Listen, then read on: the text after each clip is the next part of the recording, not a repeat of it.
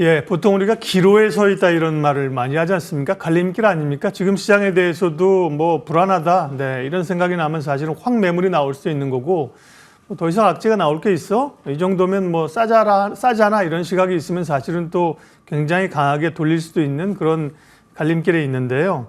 예, 오늘 목요일 시황 해설 이동훈 블루오크 대표 오셨는데요. 시장 상황들 점검하겠습니다. 어서 오십시오. 안녕하세요. 오늘의 주제를 이렇게 잡아봤습니다. 어쨌든 지난 이틀 사이에 엄청난 폭풍과 같은 비상계엄 사태가 있었고 진화가 됐었는데 저가 매수 타이밍일까라는 겁니다. 일단 미국 증시는 기술주가 전면에 나서면서 3대 지수가 다시 사상 최고치를 가고 펄을 가고 있고요. 사실 우리뿐만 아니라 유럽도 최근 안 좋고 미국 주가만 강한 것 같아요. 미국의 나홀로 강세, 다른 국가들과의 이런 디커플링 현상이 당분간은 지속된다 이렇게 봐야 됩니까? 예, 미국 시장이 강한 건 두 가지 다 되는 것 같습니다. 하나는 그냥 좋아서가 있고 또 하나는 대안이 없어서 그러니까 이게 또 우리가 생각을 해봐야 되는데 좋다라는 것은 최근에 나오는 주요국 경제 지표 보면 미국이 가장 좋거든요. 오늘 ADP 민간 고용이라든가 서비스업 지수가 전월 대비 좀 빠졌다라고는 하지만 현재 수치 감안해 본다라면 상당히 좋은 어떤 그런 숫자들이 계속 나오고 있고 또 기업들의 실적 추정 시도 올해보다는 내년도 이후에도 계속해서 좋아질 것이다라고 전망되는 가운데 올해 같은 경우는 AI 관련된 대형주들만 좋았는데 내년도 같은 경우는 AI 관련된 종목군들의 실적 증가율하고 일반적인 어떤 종목들의 실적 증가율이 거의 좀 유사해지는 다른 종목들의 실적 증가율도 사람들이 이제 주목하게 되는 그런 단계에 있거든요. 여기 이제 또 트럼프, 오직 미국만을 위해서 정책을 펼칠 것이다 이런 트럼프까지 등장하다 보니까 미국이 좋다라는 게 하나가 있고 또 반면에 제가 이제 대안이 없어서라는 표현을 드렸는데 오늘 외신에서 보면 그런 표현이 나오더라고요. 주변을 보라고. 유럽은 지금 프랑스 사태가 있는 상태고 중국의 경제 성장 전망은 지금 장담할 수 없다라는 점이 있다라고 얘기를 하고 있고 그다음에 우리나라 이야기도 있습니다. 이제 우리나라 이제 정세적인 어떤 불안함 그리고 특히 트럼프 등장 이후에 전 세계 어떤 흐름을 볼 때 경제가 트럼프 변수로 흔들리지 않을 나라가 별로 없을 것 같다. 이런 어떤 이야기들이 나오고 있거든요. 그런데 종합해보면 결국에는 미국 말고는 투자할 곳이 없다. 이렇게 투자들이 생각하는 것 같습니다. 그래서 이런 부분들이 이제 강점을 보이면서 미국 쪽으로 자금이 계속 몰리는 그런 형태가 나오고 있는 거고 사실 12월 시작되면서 우리 증시 괜찮았었거든요. 첫 거래일 이럴 때 좋았었는데 지금 이제 그게 꺾여버렸죠. 그러니까 시장에서는 일단 다시 한번 빠지면서 또 매물이 나오면서 다시 부각이 되기 시작하는 게 반도체 기업들의 실적은 과연 좋아질 수 있을 거냐 내년도에 다시 하향 사이클 아닐까 이런 걱정이 좀 있는 게 있고 그다음에 정치적인 변수까지 더해지다 보니까 지금 좀 커플링이 될 뻔했던 게 다시 이제 디커플링으로 돌아서 버리는 그런 상황이 좀 혼란스럽게 이어지고 있는 것 같습니다. 근데 미국도 좋긴 하지만 사실은 상승에 대한 부담은 사실 말은 안 해서 속으로 다 가지고 있는 거잖아요. 그런 점에서는 이제 고점에 대한 부담들이 뭔가 트리거가 되면 변동성이 좀 있을 수 있는 거 아니에요, 미국 증시도? 그러니까 그런 분석이 있더라고요. 만약에 여기서 AI가 무너지게 되면 투자자들은 급격하게 어떤 리스크를 바라보게 될 것이다. 그러니까 AI가 없었을 때는 지금 예를 들어서 우리나라 비교하면서 그런 얘기 나오던데 PBR 기준으로 볼 때 한국은 0.8배인데 12개월 이후에 생각해 볼 때 다른 나라는 2.9배, 3배 이렇게 되니까 그러니까 미국 같은 경우는 훨씬 더 그 평균치보다 높거든요. 그래서 이런 것들이 만약에 AI주 한두 개 정도만 만약에 추세가 무너지게 되면 급격하게 심리가 이제 무너질 수 있기 때문에 AI주 중에서 대형주 몇 개가 좀 깨지는지 이 부분을 좀 살펴봐야 된다. 이렇게 주의 깊게 봐야 된다. 이런 주장도 있습니다. 그런 생각은 다 있는데 섣불리 팔라고는 못하는 거죠. 그죠? 비싼 건 맞는데 가니까 조심해라고만 얘기는 하는 거죠. 즐기면서 조심해라. 우리가 있었던 지난 이틀 사이에 겪었던 이제 비상계엄령 사태 관련해서 외신이나 외국인 투자자들의 이제 시각이 궁금하고요. 특별히 이런 게 조금 시간이 지나면서 우리의 신용 등급에 대한 우려라든지 코멘트라든지 이런 게 나오지 않을까 사실은 걱정하는 분도 있습니다. 어저께 이제 야후의 페이트를 보니까 그러니까 금융 쪽, 그러니까 주식 관련된 페이지를 보니까 6개가 이제 주요 뉴스로 나와 있었거든요. 근데 그중에 4개가 우리나라더라고요. 그러니까 그만큼 이제 심각하게 다루고 있는데 대충 내용은 거의 비슷합니다. 그러니까 보면 이게 단기적으로는 불확실성이 노출이 됐다라고 얘기를 하는 것도 있고 또 어떤 곳에서는 외국인들에게 한국에 투자하던 외국인들에게 두 번째 충격을 줬다 이렇게 얘기하는데 첫 번째가 공매도 중지가 외국인들 입장에서는 좀 충격이었대요. 그래서 이제 두 번째 충격을 준 것이다 이렇게 이야기를 하는데 대체로 전망을 보면 단기적으로는 변동성이 좀 불가피해 보인다라고 보는 것 같습니다. 뭐 여러 가지 어떤 정세적으로 정돈된 게 없기 때문에 단기적으로는 좀 지수의 급반등, 급락 이런 것들이 좀 반복될 가능성이 높은데, 다만 이제 정치적인 어떤 일정이 소화가 된다라면 이제 만약에 이제 최근에 이제 부각되고 있는 게 어떤 야당의 추진하는 정책이라든가 이런 것들이 있죠. 이게 이제 성공하느냐 실패하느냐에 따라서 어떤 결과가 나온다 하더라도 만약에 성공하게 된다라면 대선이 다시 치르게 되면서 새로운 대통령이 경기부양책을 펼칠 것이다가 되는 거고,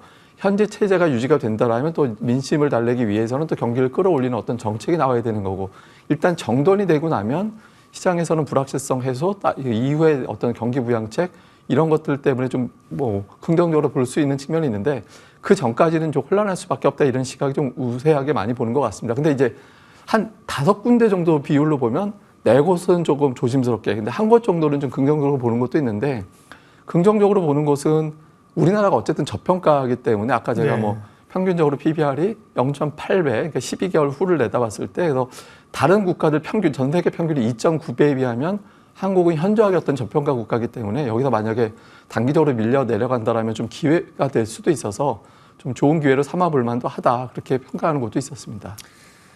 주가도 그렇지만 실질적으로 이런 변동성을 제일 먼저 반영하는 게 외환시장입니다. 그리고 그날 이제 우리가 비상계엄할 때 뭐 다들 보셨겠습니다만 밤 10시, 11시 가면서 이제 외환시장이 24시간 열리기 때문에요. 1,400 그때 뭐 20원, 30원, 20원 40원 40원까지 갔었죠. 그런 우려가 있었고, 지금은 이제 1,414원, 1,410원대 움직임인데요. 네. 환율의 단기적인 움직임, 시장 영향은 어떻게 봐야 될까요? 사실 12월은 엄밀하게 보면은 환율이 내려가는 시기거든요. 네. 왜냐하면 달러 인덱스가 12월에 빠집니다, 보통은. 그러니까 최근에 10년 동안 놓고 보면 달러 인덱스가 8번 빠지고 2번 올랐거든요. 네. 근데 그렇게 되는 이유가 이제 일단 주요 세계적인 운용사들이 포트폴리오 리밸런싱 하면서 이제 달러를 좀 정리하는 그런 움직임이 12월에 이제 주로 나타나고요. 다음에 또 하나는 이제 우리가 일반적으로 알고 있는 산타랠리라고 표현을 하죠. 그러니까 산타랠리에 동참하기 위해서는 주식을 사야 되잖아요. 그러니까 주식을 산다라는 것 자체가 돈이 풀리는 걸 의미하게 되거든요. 그래서 이런 현상 때문에 달러 인덱스는 하락하는 경향이 있습니다. 그리고 실제로 최근에 10년 동안 원달러 환율도 12월만 놓고 보면은 7번 빠지고 3번 올랐거든요. 그래서 이런 점은 이제 긍정적인데, 근데 다만 이제 예외적인, 제가 뭐 8번 빠지고 2번 올랐다고 얘기했는데, 예외적인 케이스가 트럼프가 됐을 때, 그때 12월에 환율이 그렇게 썩 좋은 편은 아니었거든요. 그래서 이런 점이 있어서 좀 충돌하는 그런 구간인데, 지금은 외부적인 달러 인덱스 변수보다 우리나라 어떤 정세적인 어떤 이슈가 좀 더해져 버린 상태라서 지금 환율은 당분간은 좀 불투명하게, 불안정하게 움직일 가능성이 있어 보입니다. 다만 지금 이번 사태 자체가 상당히 이제 비교적 빠르게 종식이 된 상태고, 추가적으로 이런 사태가 이제 뭐 재현이 될지는 알 수는 없습니다만, 만약에 그런 사태가 재현되지 않는다라면 당분간은 1,400원 전후에서 1,400원대 중반, 그러니까 1,450원 정도를 이제 상단으로 보면서 이 구간에서 움직일 가능성이 좀 높지 않나 보는데, 변수는 제가 보기에는 일본인 것 같아요. 그러니까 일본이 만약에 금리 인상 이야기가 나오게 되면 엔화 강세, 달러 약세가 될 수 있어서 현재 추가적인 이 외부적인 변수에서는 이제 엔화가 어떻게 되느냐, 이게 주목이 되는데, 이걸 제외하고 국내 요인만 놓고 본다면 1,400원, 1,450원 사이에서 좀 머물 가능성이 높다, 이렇게 보고 있습니다. 다음 주에 일본이 통화정책회의 하거든요. 19일 날인데요. 일본이 금리를 올릴 것 같습니까? 그게 이제 대외적으로는 올릴 것 같이 보여지지만 미주호 증권에서 분석한 걸 한번 참고를 해보니까 지난번에 이제 도쿄 물가지수가 높게 나와서 한 거잖아요. 근데 이제 미주호 증권에서는 세부적으로 보면은 그렇게 인상할 요인이 있는 것 같지는 않다. 그러니까 뭐 서비스업 데이터라든가 이런 걸 종합적으로 놓고 봤을 때 일본 중앙은행이 금리 인상을 이번 달에 꼭 해야 되는 그런 압박 요인을 받고 있는 것 같지는 않다, 이렇게 이제 분석을 하고 있거든요. 근데 제가 보기에도 한 번 정도, 지난번에 어떤 금융시장의 어떤 혼란이라든가 이런 것들을 좀 본 그런 상태이고, 또 일본도 최근에 엔달러 환율이 여기서 갑자기 급락했을 때 또 주식시장이라든가 기업들의 실적 전망이라든가 이런 것들이 어떤 변수로 작용하기는 쉽지 않다라고 보여지거든요. 그래서 한 번 좀 넘길 가능성이 있지 않나, 이렇게 보고 있습니다. 네. 오늘 삼성전자와 하이닉스가 상승세이고요. 하이닉스는, SK 하이닉스는 3%의 강세를 보이고 있는데요. 뭐 사실은 악재가 산적해 있지 않습니까? 오늘 오르는 것들은 그냥 반등 차원으로 해석을 해야 됩니까? 뭐 어떻습니까? 네. 그 포트폴리오 재편 차원인 것 같아요. 그러니까 어제 1차적으로 나왔던 현상이 현재 정권에서 정부에서 추진하고 있던 정책주들이 좀 하락을 하고 그렇죠. 예. 그다음에 이제 반대되는 개념들의 종목군들이 움직임이 나오고 이렇게 됐었거든요. 그리고 오늘 올라가는 종목도 보이지만 하락하고 있는 종목이 뭐냐면 금융주들이 많이 빠지고 있습니다. 어제 오늘 많이 빠져요. 예, 네. 이제 밸류업 관련된 이슈로 네. 많이 올라갔던 종목들이잖아요. 그래서 지금 투자자들이 그러니까 현재 정책에서 추진이 됐던 종목들 쪽에 보다는 상대적으로 좀 많이 빠져 있거나 눌려 있던 종목군들 쪽으로 좀 관심을 더 많이 가져서 네. 지금 그러니까 시장 자체가 지금 희소 관계로 나타나고 있는데 아마 그런 차원에서 좀 이동하는 측면이 좀 있지 않나라고 보고 있습니다. 네. 그런 지금 말씀하신 뭐 어쨌든 태풍을 좀 피해가는 소나기를 피해가는 섹터들이 좀 강하잖아요. 뭐 엔터, 플랫폼, 예. 통신 서비스 이런 거지 않습니까? 근데 플랫폼 가운데서는 네이버가 좀 먼저 가는 것 같더니만 뒤이어서 카카오가 엄청 힘을 내주고 있어요. 오늘은 이제 카카오가 어제 급등에 따른 좀 조정을 겪긴 하지만요. 플랫폼 관련 좀 어떻게 보세요?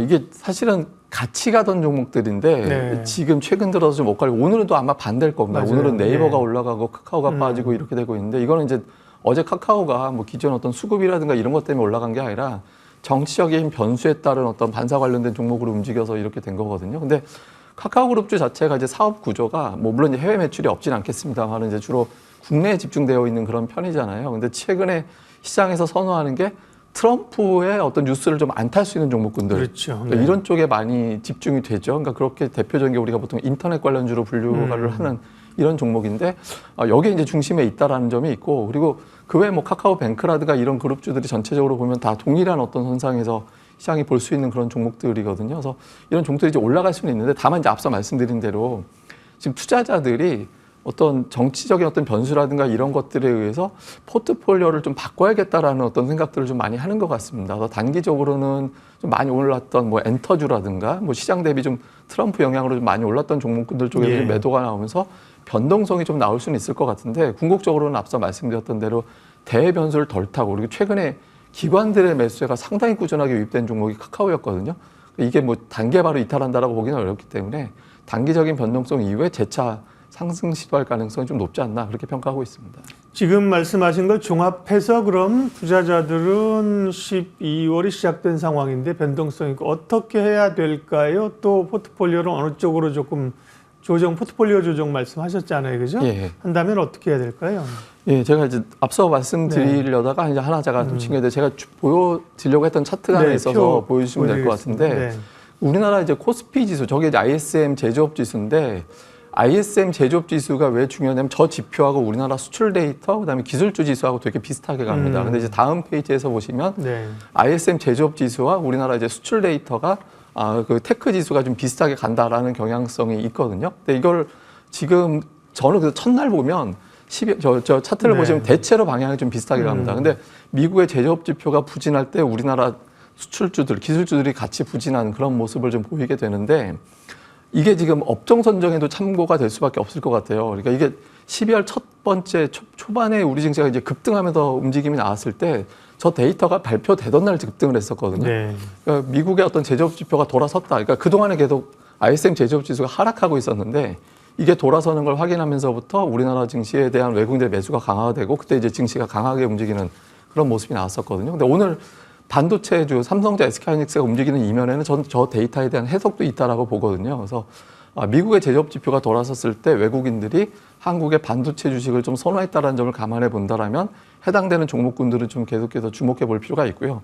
또 하나는 이제 앞서 이제 말씀드렸던 대로 지금 이제 어떤 그 트럼프에 대한 어떤 부담을 시장에서는 계속 덜어내기는 좀 어려울 겁니다. 그래서 이런 부분들에 대해서 자유로운 종목군들, 그러니까 오늘 좀 조정이 나오고 있습니다만 뭐 인터넷이라든가 엔터라든가 이런 종목군들은 또 다시 부각될 수 있기 때문에 조정이 좀 어느 정도 이어진다라면 그 이후에 다시 관심을 가져볼 필요가 있고요. 그다음에 전체적으로는 뭐 기본적으로는 많이 빠져 있었던 눌려 있었던 종목군들, 그러니까 그동안에 뭐 자동차도 그렇고 반도체도 그렇고 많이 빠져 있었거든요. 그래서 네. 이런 종목들은 지금 이렇게 혼란할 때는 좀 오히려 저가 매수 기회를 좀 삼아 보시는 것도 좋을 것 같습니다.